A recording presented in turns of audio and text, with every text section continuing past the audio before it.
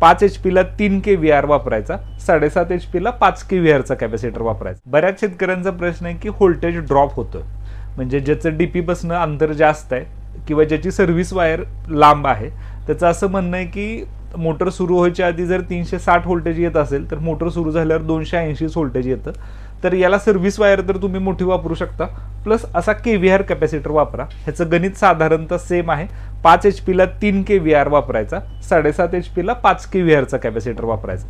हा kVAR capacitor काय करतो, याला 3 वायर असतात, तर हा एक छोटा पॉवर सप्लाय आहे, म्हणजे लोकली तुमच्या मोटरला करंट सप्लाय करतो थोड्याफार प्रमाणात, की ज्यामुळं काय होतं की येणाऱ्या करंटचं प्रमाण कमी झालं की जो काही ड्रॉप तुमचा होतोय तो कमी होतो आणि त्यामुळं व्होल्टेज तुमच्या इम्प्रूव्हमेंट होते. साधारणतः तुम्ही जर हा कॅपॅसिटर वापरला तर जो काही तुमचा ड्रॉप होतोय, म्हणजे सपोज 360 व्होल्टेज आहे आणि मोटर सुरू झाल्यानंतर 280 येतंय, तर हा kVARचा कॅपॅसिटर वापरल्यानंतर 20 व्होल्टेज हे साधारणतः वाढतं.